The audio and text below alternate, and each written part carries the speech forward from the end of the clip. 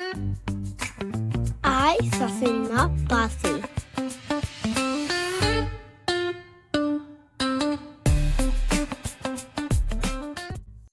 Welcome in, everybody. Okay, so life is very, very, very fun and sad and interesting.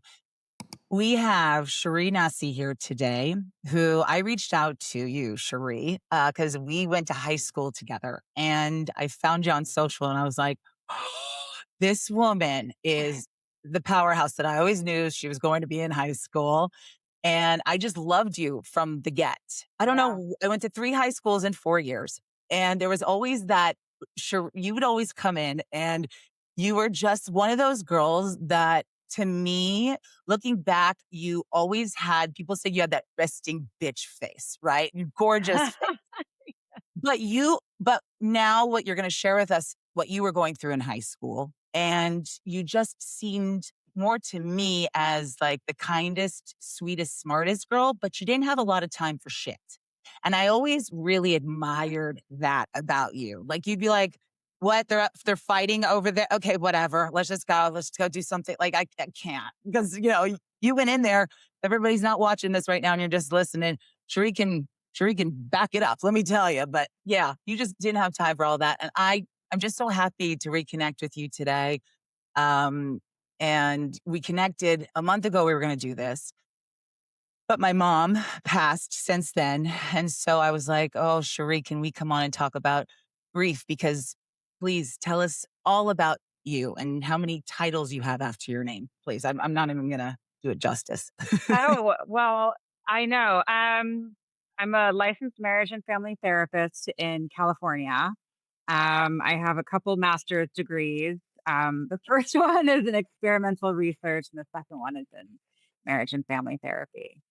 Yeah, I grew up with you. I feel like we were instantly connected and just I think liked these like, and I think you too just wanted to have a good time and enjoy and not get caught up in all that crazy drama that comes with high school. And during that time of high school, I had an elderly father. So I think not a lot of people, not a lot of my friends back then really knew what I was going through at home, essentially. My dad was 72 years old when I was born. And um about 10 years later, 82, he started with Alzheimer's and dementia diagnosis. And we didn't know any of this. And so, we as a family had to figure out what was going on with his memory loss and his decompensation. And so in high school, I'd wake up, I'd help take care of my dad, I'd get myself ready, and I'd get to school. And so it's interesting, Shauna, when you said that, you're like, you kind of just didn't have like time for the BS. I feel like perhaps that is maybe what played into, I had to grow up real quick, and I had to take care of my dad, but also my mom. I had to make sure that, I was taking care of myself and doing what I needed to do to essentially give her a break because she would have to go to work and come home and take care of him and, do all the cooking and the laundry, I just kind of became a little bit more resilient to, going to school and getting in and getting out essentially. Yeah. You Yeah, said, and then yeah, no, go go ahead. on. No, no, please. And then after that, I went to San Francisco for a few years. I got my psychology degree, came back home, got a couple masters degrees, and I focused on psycho-oncology. I worked at UCLA for quite some time in the infusion clinic in Westwood and Santa Monica, working directly with cancer patients, their families, and the staff, the doctors there. It works very intimately with people going through cancer diagnoses and the death and dying process. And so that's kind of my specialty. And in the past few years, I started working in a trauma center in the Valley with individuals kind of with comorbidities, such as like schizophrenia, bipolar, borderline. Um, and so I think having the psycho-oncology background really brings the trauma piece. I mean, we've all gone through trauma and we've all gone through grief and loss. And I think as a society, we're not really taught or even encouraged to talk about grief and what that looks like. So, Talk yeah. about that. Yes, because elephants know how to mourn. Like, and we all look at the elephants and say, "Oh my gosh, they're mourning, and that's so beautiful and in nature." And I'm watching now that I'm going through it because like I'm a month in, right? And this grief is bullshit. Like it's hard. I didn't know what to expect because, like your dad, my mom had Alzheimer's for 6 years, maybe even more. Then I had my twins. One's on the spectrum, and then my mom's husband, my father, decides to ditch out after 43 years after a diagnosis, goes finds another person, another life, and then it's all on me. So I I'm like when we talk about grieving, I'm like, I think I've been grieving Cherie for like 6 years because I started listening to her voice messages again from 2020, and it was a different human. But it's like now, am I still like, I'm still grieving, but it's different. Does that make sense? Yeah, and I hear you, and I went through exactly what you're going through, and I think the anticipatory grief that we go through when we have, like, an aging parent, a parent with Alzheimer's, you start you lose it's like small losses, it's like small deaths on a daily basis where you start to realize that part of them is gone, that they're still physically alive and still physically around you. Sounds harsh, but it could often like you've grieved so many mini deaths before they've even passed. And oftentimes I don't know how difficult it was for your mom, but parents are struggling and they're uncomfortable and they're sick and they're confused, and oftentimes, when they do pass, it does feel like a relief Mm. because they're out of pain and they're out of discomfort and they're finally at rest. Um, and then we can essentially begin our grieving process, like we've that we've been holding on to because we don't want to allow ourselves to go there because they're still alive and physically with us. Yeah, that was the weirdest thing. It's like now that her body is gone and she was the most glamorous woman, so she wouldn't want to be in a bed lying there for days on end starving because that's pretty much happened. She fell. She stopped knowing how to walk and eat. And this was a real like us, independent, strong woman. And it's just now that her body's gone, I can now talk to her of sorts. And I like with dementia and Alzheimer's, I know when a person does just die tragically right away, right? Like just through COVID or something that's just shouldn't have happened with a death.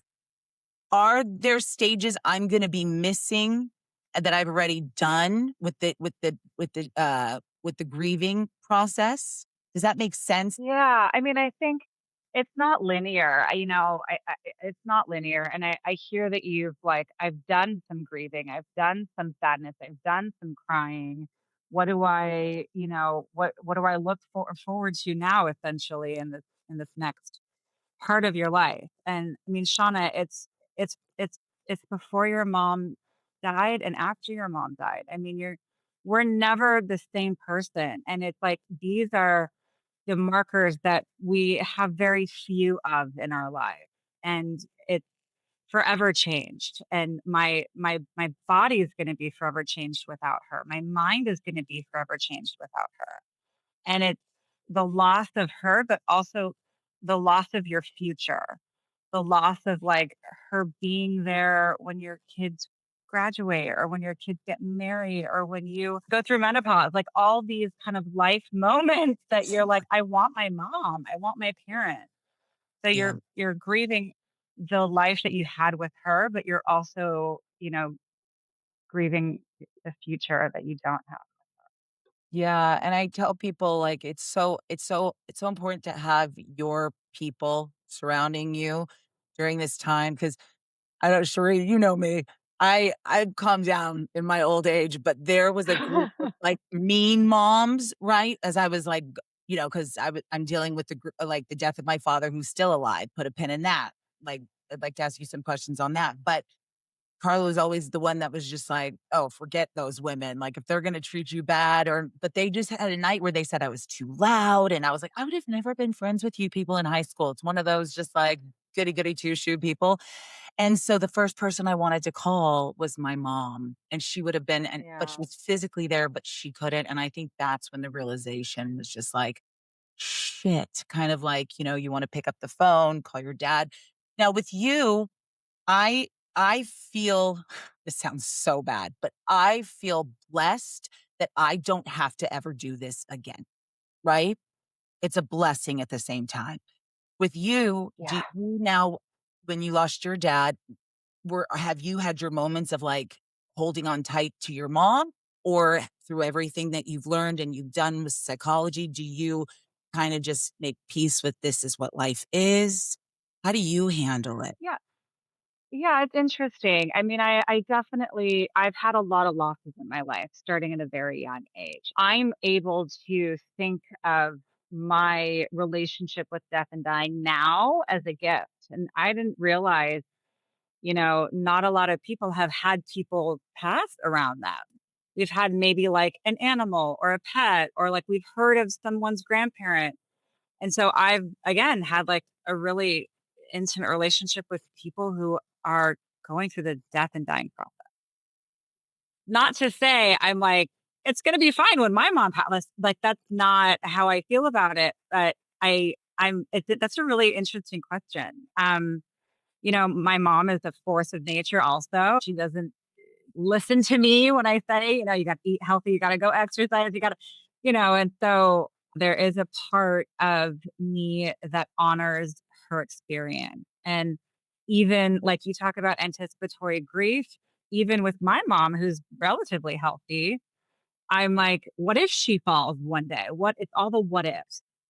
And so part of me has to let that go and honor it. It's going to be what it's going to be. And I am going to handle it the way that I handle it. And it is painful and sad. And I don't like to spend too much time fantasizing about what that would look like. Um, but yeah, that's a really interesting question. And I hear you saying like the relief of like, this was incredibly difficult and painful and I won't have to do it again. No. And I have a father who's alive, right? Which is very interesting too, Right. because he was never a nice man, right? So we kept protecting him and he was famous. So we had to always like be like, yeah, he's a great guy. My mom managed his career for 43 years. You can't Italian, you don't just shit on the family, right? But he was never a nice man. So I didn't think he was going to do this, but I also I want to tell the world that like if you think you have a partner that may not want to be there for you and you have cancer, diagnosis of some sorts, make a plan for yourself. I don't know if you see it, but I see a lot of women, men, they're like, well, I'm older. I don't get along with my husband or wife, but we've been together for 60 years. They'll stick with me. And oh my oh, that's not what I lived, you know? And with my father, I looked at him and I said, you can do what you need to do, but just be kind, like just be kind. Let's not put her in her home. Let's, you do what you need to do on the side, but come back, be with her. He just blew it all up. So I went to a therapist once and I said, I'm never going to forgive those actions. And she told me, I don't know how you feel about this, but she's like, you don't have to forgive. She's like, that's a very human thing. Like, I'm very indifferent to this man, right? I'm not up at night, angry, mad. When I was a little girl, I thought, Cherie, how can I get rid of this guy? So it's like when I heard your story about your father and coming home and him being sweet and you wanted to do that for him to honor him, like that's so beautiful. That's just so beautiful because I will not do that and I will not be there to do that. But I also believe that I'm not going to do that because he never did that for me, right? And then he tried to destroy our family. So anyway, I'm getting off topic with that, but I want to tell people, out there, if you think, get your people together. If you really think something's going to happen. And my mom always said Lou was like Billy Zane in the Titanic. He would have been the first one off the boat. And I'm like, if she knew that about him, why did she choose to stay? But I guess I can never answer those questions, right? Yeah, I think that's hard too. I do have to say finding your no is also finding your yes, and finding your no, we don't owe anybody anything. And it sounds like you had a very difficult life with your father and you're looking forward to kind of putting that behind you and learning how to move on without him as part of your life. I also hear you saying confusion with like your mom, like and it's hard because our brain wants answers. Our brain wants reasons why, and we don't often get them. And then that's the struggle of why did this happen? Why does this person behave like this? And who am I as a result? And Mm. not to therapize you, but like, are you able to take the good of the life that you've had? I mean, my upbringing was very difficult and very sad and very scary and very lonely. And for a long time, I didn't know, why I had so much anger and resentment, and fear to live my life and fear to become essentially who I'm meant to be. And so, looking at those like quiet moments of the pain and struggle and loss and difficulty that I have gone through has created the character of who I am today. Well, I love your character. Was there a moment of time that you kind of were like, I'm letting go of the anger? Was it over process time of getting rid of the fear? Is it going to school and learning the psychology of all of it? I think it's ever present. I think grief. So it's so scary and sad. Our culture doesn't know how to talk about it. We are pleasure seekers, pain avoiders. We don't want to feel uncomfortable. I don't want to feel uncomfortable. I don't want to feel pain. So I push it down. I don't talk about it. I cope. I do kind of like the instant gratification thing to make me feel better in the moment that don't make a difference or last in the long run. And so learning how to look at it as, I mean, this sounds really cheesy, but like learning how to look at it as a gift. And it's ever changing. So my grief, your grief, one's grief, it's ever present, but it's ever changing. And learning it how if you are able to look at your grief as a journey of recovery from your loss. Mm. And so if you look at it as a journey of recovery, it's filled with different emotions and sadness and scariness and overwhelm, but it is a journey and it is the process of recovering from a loss. And I still talk to my dad. I still think of my dad. I still pray like, the fires. I was praying to all of my ancestors. I was like, Dad, Bubby, Zadie, Grandma, like help. Well, I need your help.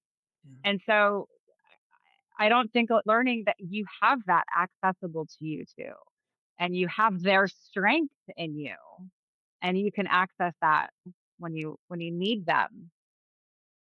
I love that. And I find that to be true. I also wanted to ask, I'm seeing a lot of unhealed people, right? So everyone wants to go on this healing journey, this healing, but they don't want to walk through the grief. Like, while I've been Yeah, grieving, like Cherie, I've been putting on beaches just to extra cry. Like, why, Shauna? Because you know why? I'm gonna just go all in, and I'm watching all of. But then I'm just staring. It's the weirdest thing. I just was staring for yeah, those few weeks at just nothing, and people want to just occupy their time nonstop and just not walk through it. yeah, yeah. I think so. It's this external desire to change an internal environment.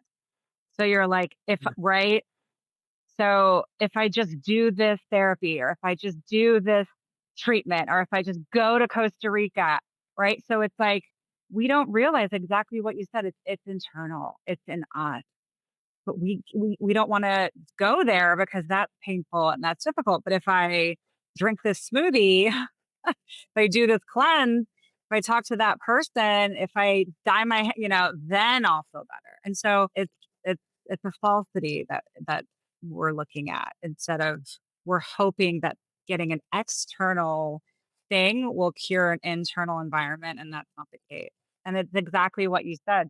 We have to discover and sit with discomfort. Yeah. What's that analogy? I can't stop thinking about it.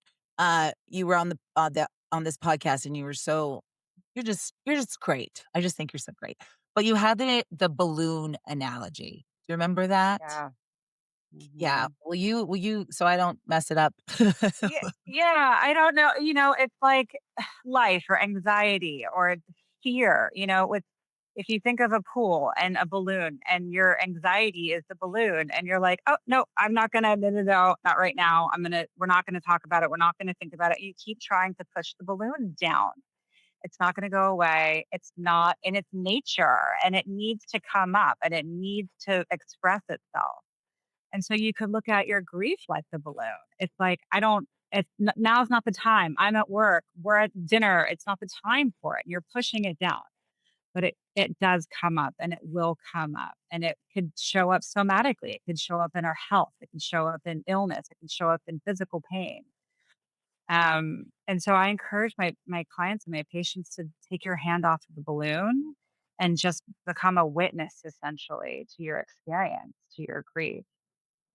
Are you in therapy? Because you must see a lot, hear a lot, have a lot. You're a Yeah. wife, a mother, and then you're dealing with so much trauma.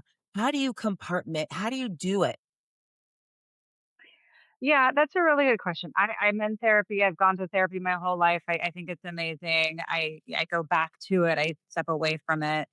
But a lot of my work early on in my career, this may sound harsh, but was the detachment from my patient. And Mm. so there's like the ER doctor, like you really have to compartmentalize your job and what you're doing. And the job that I'm here to do is not about me. And so looking at like my clients in that framework and that mindset of this isn't my life, this isn't my body, this isn't my partner. And I spent a lot of years learning how to separate myself from my clients. Like I hear a sad story and I'm like, oh, this is horrible. Like I just want to take away their pain and their struggle.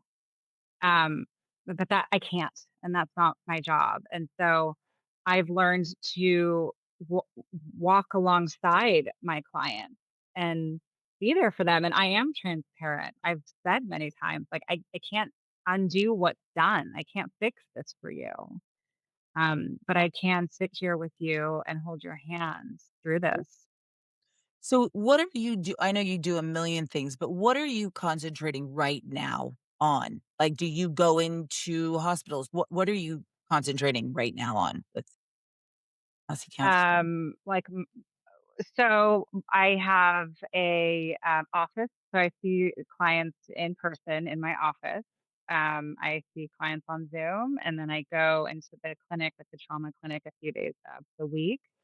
I've created this program. It's called 3 Steps to Heal from Trauma, Grief, and Life Transitions that I'm doing speaking engagements on and writing a book Yes, I'll be the first one in line for that. And then do they on. go to nassicounseling.com to find out, like, where your are you gonna do webinars too? Yeah, I've done webinars and doing podcasts. Again, I'm creating this program, like a course essentially. So you could go to nastycounseling.com. You could set up a initial consultation with me, and then we can go from there. That's awesome. So is it individualized or is it more of like a click and then there's different modules and someone buys it? Or is it more what Essentially, so I'm speaking on it. So I'm presenting and speaking engagements on this particular program. But what I'm working on is essentially a course that you'll be able to purchase on the website. It's looking like a 6 week course, and you'll be able to kind of like pay for the course and work through it at your own pace. that's awesome. And this is based around grief, trauma, all of it all comes together or Yeah, it's so people always want a fix. So I can't even. Yeah, I know. I live in the Manjaro world of like the quick fix. Yeah. Okay. Yeah. Right, right. And so I'll see a client like day one and they're like, how do I feel better? I'm like, well, I mean, I can't really, I don't know. Like, and so I've created through my work, I've essentially compartmentalized like literally three different steps. And again, it's a journey. So I see you day one and you're like, take my pain away, take my depression away. I'm like, I can't, if I tell you, Shauna, go on a hike, do some deep breathing, eat kale, you're going to be like, that's not going to like, what are you talking? I'm the worst therapist in the world. And so again, it's telling the client the difficult truth that there's no quick fix, but, I will assist you and aid you in this program where I really have seen change that lasts. Like I've had the clients come in, they can't get out of bed. They can barely brush their teeth. And by the time, we've worked through this program, they're working at a job and living on their own. And, you know, so it's I mean, it's a three-step program and it's learning. We have to build our awareness. Is step one. I'll give you a little sneak peek. Step one is awareness, and it's learning how to build your awareness. So I'm not giving you solutions. I'm not giving you like a to-do list. I'm teaching you how to think differently. Mm. Um, and I'm teaching you how to build your awareness. I'm teaching you like, like, why am I angry right now? Let me pause. Let me look at what's going on and what's coming up for me. Um, and oftentimes it's old wounds from our childhood, like what you didn't have, what you weren't given. It's this. So there's like big T trauma and little T trauma, and little T trauma is what we didn't have, what we didn't get as children. I didn't get the love from my parent. I didn't get, my parent was unavailable. My parent was using, or I didn't have a father. I didn't have a mother. Um, and so learning perhaps you're reacting to something because it's really hitting a wound or nerve. And so that's kind of like a quick example of like building your awareness and then choice. So you can't have change without choice. And people are like, how do I change? Buying the smoothie, going to the retreat. But you have to want to change. You have to want to choose differently. Or if something's not working for you, like building your awareness that this isn't working for me. And now I have a choice. I can stay stuck or I can choose to change and then action what that change looks like and how to do that. I love that, Cherie. I love that. So it's a real action plan. Right. Yeah, because it is easy to just go to bed. My kids, it's funny, a lot of learning lessons. I have almost 5-year-old twins, and my daughter's like, "Okay, day 2." She's like, "All right, get up, stop crying. Time. It's let's get over it." And I'm like, "Okay, I understand. I'm gonna balance this, but she needs to learn that it's okay to see me cry." And I know a lot of people are like, Yeah. "Should I show crying in front of my kids?" And I'm like, I'm open to showing all yeah, because she lived my mom lived with us for a year and a half, right? And so trying to explain Yeah. that she's gone now, and I think that's really healthy. And I find that some parents don't talk to their kids about that. And I'm just like, "How?" And I don't know. But I love that action plan, and I just yeah, like back to what you said, you have to want, but there's no time frame on grief. 'Cause it's interesting. I had to pull sorry, mama, but I had to pull the quote unquote and you gotta laugh, but I had to pull the dead mom card, right? Because I was like, I shouldn't have been out. I was out about 2 weeks ago, and this woman was like, "Oh, yeah, well, I met you. I met you a year ago, and I obviously you're too busy for me and to remember my name." And I looked at her and I said, "My mom just died 2 weeks ago. Why don't you just remind me Ah, your name?" And she was like, yeah. "Okay." And then there's another thing I wanna talk to you about. Do you ever this is the fear that I have, and I always wanna keep her alive, and I will keep her alive and my kids and me and things plans I have for her, but, your dad passed how long ago now? I was 21, so 20 over 20 years ago. Okay, so do you ever have people say to you, "Oh, your dad died? Oh, when?" And you're like, "Over 20 years." And they're like, "Oh, okay, 20 years ago." Do you ever have people, like, not meaning to say, but it's like, "Oh, that was so long ago, you must be over it," kinda thing? Yeah. Oh, for sure. I mean, it's just the strangest thing.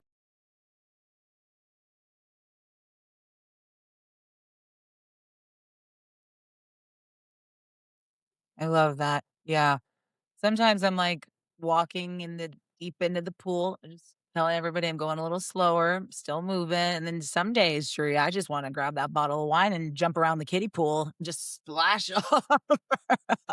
And I'm gonna let myself do that too, maybe with my Grey Goose, okay, when the kids have a okay, but yeah, I feel like you're right. It's not linear. It's just let it flow. And I find if you can just let it flow now, as opposed to holding it up for so long, because I think in my opinion, that's where cancer can get caused. That's where brain fog and the cortisol levels and the eating issues and the alcoholism and all of that to mask it, like you were saying, people can do. I've seen it, you know? So yeah.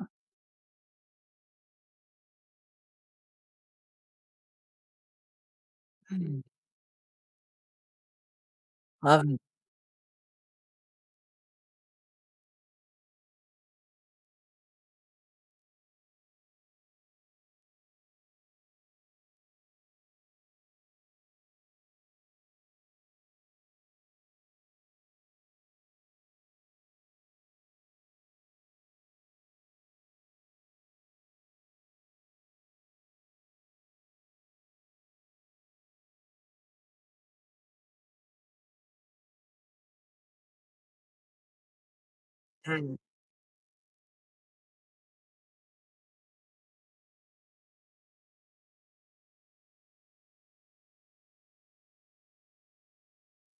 I can't wait to read it.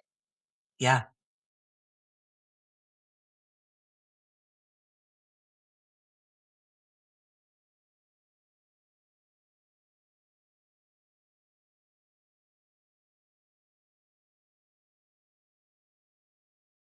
Mm.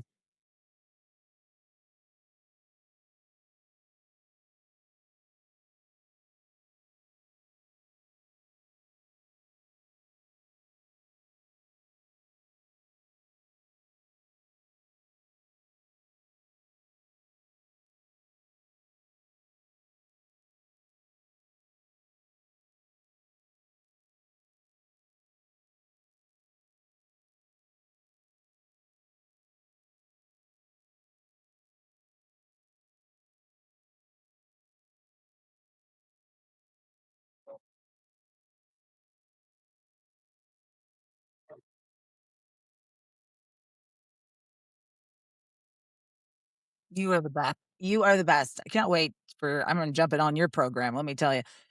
Okay, last question. Okay, if grief has something to teach us, what is it asking of us?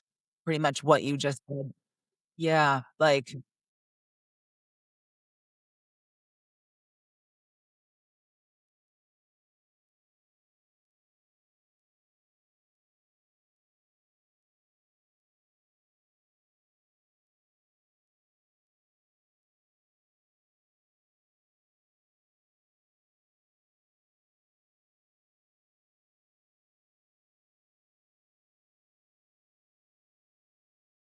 mm,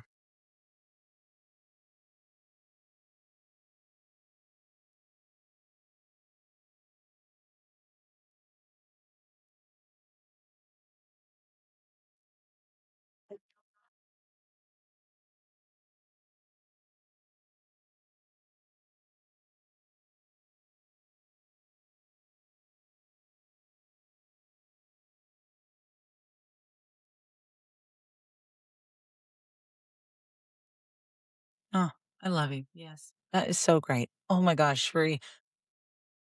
Wow. Well, I was just learning so much and you're so amazing. I just thought I was gonna bawl the whole time, but it was just so good to have you as a friend, just be on talking, and every time I look at you, I just think of all the happy memories, and thank you for helping me through these sad moments, but yeah, I can't. So, Anything else you want to say? Because I'm sending everybody, I'll put all the links in to your Insta, to your website, and then your course that's coming up. I'm excited. And let me know what any speaking engagements. I'll come down. I would love to hear you talk.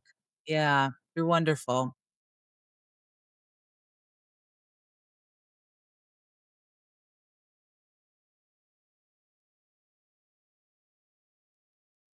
Oh, now that I've found you, I'll find you. Now that I've found you again, get ready. Good. All right, Cherie. Thank you so much for everything. And yeah, you're the best. You too. You will. Bye. And like she's like. And so when I meet a girlfriend whose parent also passed, I always take a minute. I'm like, I see you. I see you and I You. get you. And for those people who don't, I give them empathy. I mean, they don't know. And Yeah. I want to believe that they're a well-intended person who truly doesn't know, you know? My dad died on New Year's Eve of all. I'm like, thanks a lot, Dad. Like, really? New Year's Eve? And so, Cheers I had to a him. very Every close. New Year's. We can cheers to him. Yeah. Yeah. Awesome. And so, a very close family member was like, well, I know my dog died. I'm like, no, no, you don't, this isn't. And pets, I get pets are like children. It's very painful.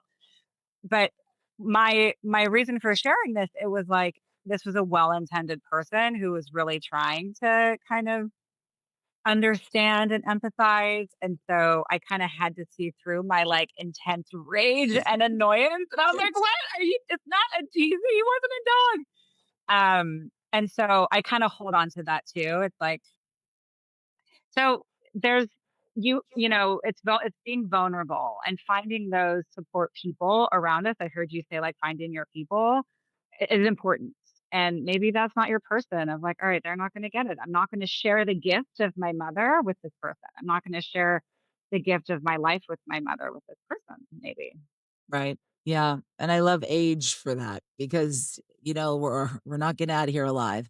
And so I'm just, yeah, you just choose your people and boundaries, right? The Yeah. people you go to lunch with, the people you're inviting into your house, the people, just different types of people. But I love when, and now I get it. It's funny because okay, one thing about me, Cherie, is I am not good at asking. So I didn't ask for much. My mom tried to give as much as she could, and she was the best. But so I'm not good at asking. So I'm very vulnerable about things. Well, there's a thing called a meal train, right? My cousin set it up. You ever hear about this? Well, okay. Yeah. I'm like so grateful. All these people sign up. And then one day I'm like, okay, I'm just going to lean into it. And my kids are hungry. I didn't go to the store. I was exhausted. And they forgot us on the meal train. And I was like, this is why I have Mhm. issues. Yeah. Those moments like that to laugh because it's like what you were saying earlier. It's like, okay, yeah, time goes on, people forget, but I also have learned through this journey that I will no longer, if someone's really close to me, I'm just going to show up at their door with wine. I'm going to clean their dishes. I'm not going to ask them, let me know what I can do for you if I'm really loving that person and close with them. Would you agree? Like I've learned a lot through this. Well, yeah, and I think that's actually a really huge piece of why people don't help more because no one knows what to do. And it's like, everyone it's like, oh, I don't want to disrupt them, or I don't want to overstep, or I don't want to make them feel uncomfortable. And the griever is just like, drop off a lasagna, drop off like a couple bottles of, just drop. It's so needed and necessary. And a lot of people like yourself, especially going through the death of a parent or a loved one, like they don't want anything or they can't think. Right. And so just really quickly, like when we are stressed out, our cortisol increases and it literally like shuts off our prefrontal cortex where we can't decision make. We can't think. We can't, see through our grief. And I think a lot of people don't know what to do. So I always say, you know what? Just even send a text, like thinking about you, love you. And like you said, go drop off the food, drop off, pick up the kids, right? Like, let me just take the kids for the afternoon. It's so important. Yeah. I agree. And then sometimes, like, see, people just drop it off at the door, and I'm like running after them. I'm like, I want a hug, because I'm just that Yeah. kind of person. But some people don't like that. So, yeah, but just drop it off. It's just such a testament, just the letters and the Right. Send kindness. a text, send a Yeah, voicemail. Like on your phone, you could leave a voice message. Like, you don't have to reply to me. You don't have to call me back, but I just want you to know I'm thinking of you and I love you. And that goes so far. yeah. Well, I'm really excited for you to start your program, because I just think that there's so many people now that I'm looking at, and I'm talking to people that have lost ones, and they haven't dealt with the trauma. They haven't dealt with it, and it's been like 30 years, 25 years, and then God forbid, Cherie, like ever, like please, but like the loss of a child. I don't Yeah. know. I don't know how anyone gets through that. I have no idea. I never wanna know. But I just see people that are so unhealed, and they wanna go on this healing journey like we talked about, but I really love that you're gonna center in the actions of dealing with the grief, because I don't believe that you can truly be a happy person unless you deal with the sadness of your life. Right. And, I think, again, we don't want to feel pain or discomfort. We don't want to be stuck with our own thoughts of pain and discomfort. So we mask them, or we engage in behaviors that are not good for us. And then the anger really starts to kind of set in, and we become stuck and we start to not live our life. And so my career, my journey is to really educate people on what grieving is. And it's like an umbrella term, and it's comprised of, yes, painful, sad, difficult emotion, but also joy and happiness. And we're able to sit with both of these emotions at the same time. I'm able to talk about how beautiful my parent was, but also how I got annoyed with them that one time, or how they couldn't cook, they couldn't boil water. Um, and so it is learning how to incorporate our the lives of our departed into our current life and into our future. Learning how to create new kind of meanings from the life that you had with them, and sharing with your family members, your kids, your partners. Like, what did your kids call your mom? Glamour. Glamma? Oh, good. That's so cute. Oh my God, that is Oh, yeah. so Oh, cute. Cherie, my mother never wore a I mean, T-shirt in her whole life, ever. I always I look like mean, I'm running the pageant. She always looked like she was entering it. You know what I mean? Yeah. gorgeous. Funny. Oh my God. What do they Oh my call God, what do that's your so kids cute. call your mama? So my dad is Grandpa Joe, and so Grandpa Joe, we talk about Grandpa Joe, and then my mom is Amma, Amma, That's Amma. pretty. Yeah, That's so pretty. yeah, Now, let me shift real quick about, we're talking about grieving people. Now, you've done a lot of work with the Palisades fire. That's where we met, is Pali High, and like that was our city, and it's destroyed. It's yeah. not what it was, right? So, do you see people, and I've heard people, which really piss me off personally, being like, well, it was just their house. They got out okay. They should just get over it. Or, wow, you got the house on the block that actually exists. You're so lucky. But, like, can you break that down, of just tell people don't do that?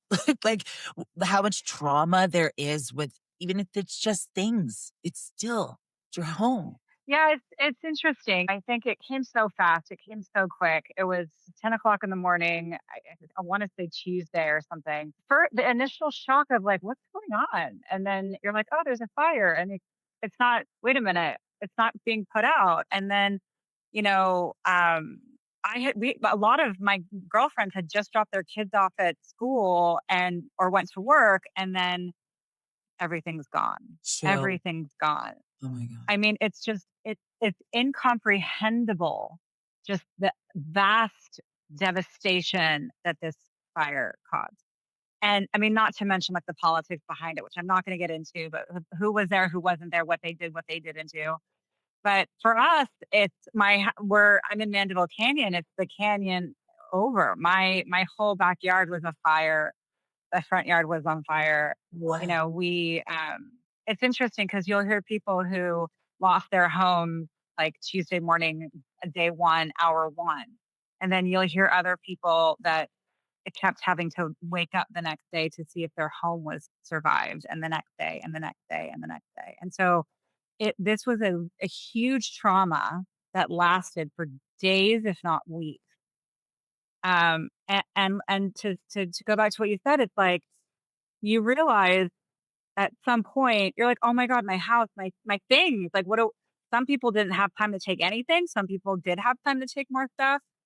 And at one point, I remember looking at like my family and being like, okay, I have them. Like, I have my babies, I have my partner, I have myself. You know, my mom's okay, my girlfriends are okay. Like, I didn't know anybody who passed. And so you really start to like go into this crazy place of your mind of like, that's all that matters. That's all that matters. Um, and again, it's like you said, like that one house that did survive. So it's interesting. I've heard people it's survivor's guilt. Like I've heard people say, knock on, I wish my house burnt down because just the guilt of it all is monumental. The guilt of like everybody else's house around me, burnt. I have one friend that his house is literally the only house on the block that survived. And he's like, what do I do now? Like, and then the logistics of like cleaning it, moving back in, living in it. Like, do you want to live in it? What does that mean about toxins and where are you going to raise your kid? And your whole community is just wiped out.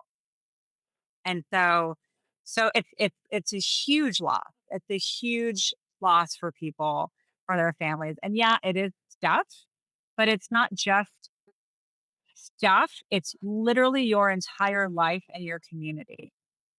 And so, for us, it's like the community is physically gone, but also our friends have moved. A lot of them have moved to Santa Barbara, Arizona, Orange County, and so you're literally trying to to learn how to live your life again. Mm. Um, Learn where to take your kids for their dance class, for art class, where to eat, where to get gas. You're like, now I have, and I mean, I'm a middle aged woman. Like, my friends are gone now. I have to learn how to, what am I going to make a friend?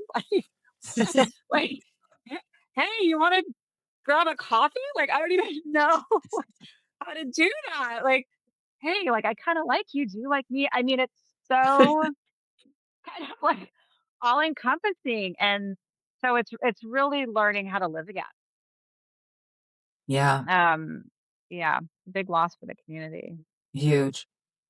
Oh, Cherie, I cannot love you more. I don't know. Did we miss anything? I just wanted to just have a real like, I don't know. I guess my question, another one, because I could keep you forever, but like I had this question of like, what would you say to someone whose grief feels invisible or invalid?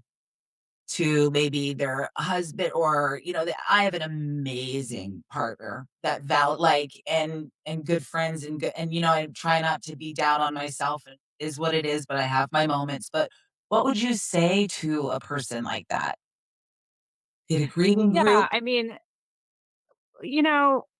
again, like find your people, find support, find therapy, find a support group, find a grief group.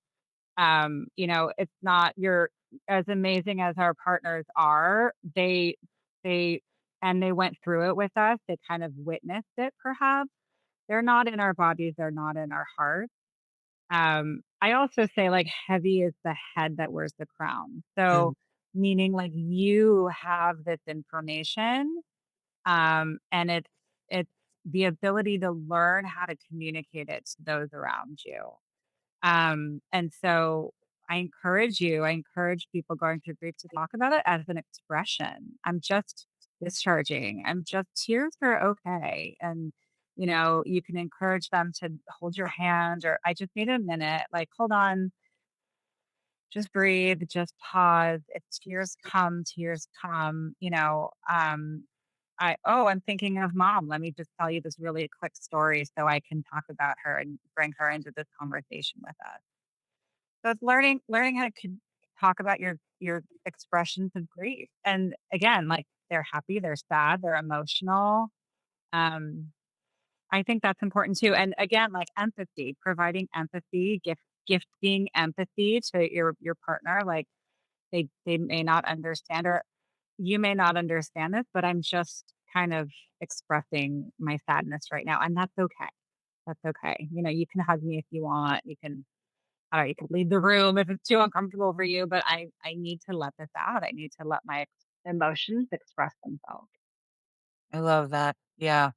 Sometimes I'm like walking in the deep end of the pool and just telling everybody I'm going a little slower, still moving. And then some days, Cherie, I just want to grab that bottle of wine and jump around the kiddie pool and just splash off. And I'm going to let myself do that too. Maybe with my gray goose. Okay. When the kids, okay. But yeah, I feel like you're right. It's not linear. It's just let it flow. And I find if you can just let it flow now, as opposed to holding it up for so long, because I think in my opinion, that's where cancer can get caused. That's where brain fog and the cortisol levels and the eating issues and the alcoholism and all of that to mask it, like you were saying, people can do. I've seen it, So Yeah. yeah. Yeah. I think practice doesn't make perfect. Practice makes permanent. And it's starting now, right? Mhm. Starting now of like awareness. Again, building your awareness. Like I know when I'm at my breaking point. Like I can kind of feel it. I'm like overwhelmed and I feel the burnout coming on. And now I built my awareness around this for me. I'm like, okay, I know I'm gonna lose it if I continue to not take care of myself. I'm gonna blow up at someone. I'm gonna have a meltdown. And so I don't necessarily want that to happen. So now I can see those kind of yellow flags of Mm. when I need a timeout. There's always time for timeout. And, you know, um, I just wrote this article for Living Brentwood on how to take a timeout, and timeout, Yeah. I'll send it to you. Timeout doesn't mean collapse. Like it's like I sit on the couch for 5 minutes, for 10 minutes. It's telling your kids and your family, mommy's on a timeout, right? And like maybe having that conversation with your partner, like, I'm just gonna go take a timeout. I just need a Mm. timeout. I'll be back in 20 minutes. It's doing it before you collapse, because when you collapse, your body's already entered like a hyper arousal state, and it just takes so much longer to come back from it. So finding those moments in your life where I can take a hot shower. I can make sure I hydrate and drink my water. I can make sure that I move my body in such a way, and be kind to yourself. This is your life. This is your body. Life is a gift. And, learning again how to find those spaces and places where I can take care of myself now. You are the best. You are the best. I can't wait I'm gonna jump it on your program, let me tell you. Okay, last question. Okay, if grief has something to teach us, what is it asking of us? Pretty much what you Yeah, just my said. gosh, Yeah, Shauna, like, that's such an amazing question. Yeah. I mean, I this is gonna sound crazy, but I think it's a gift. It's a gift. I think it's different for everyone. I've had cancer patient after cancer patient literally tell me cancer, knock on wood, was the greatest gift they've ever had in their lives, because it's forced them to look at their life in a different way. mm, And if we look at grief as a lesson or a gift of what has this given me? Yep. And pain is pain. Discomfort is discomfort. There's nothing wrong with that. There's nothing to be afraid of. It's part of life. It makes you human. Your pain and your loss makes you human, makes you relatable, makes you the beautiful, intricate person that you are.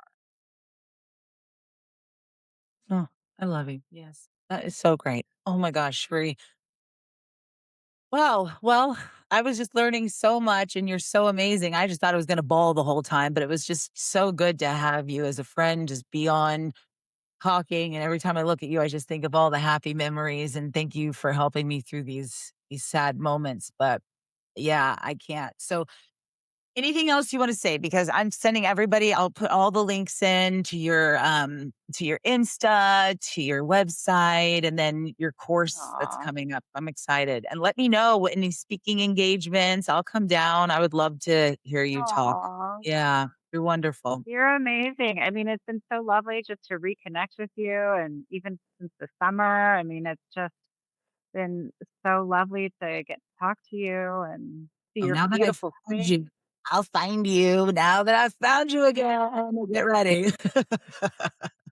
Good. I'm glad. Let's do it. Good. All right, Cherie. Thank you so much for everything. And yeah, you're the best. Aw. Good to see you, Shauna. I hope to You talk to you soon. will. Bye.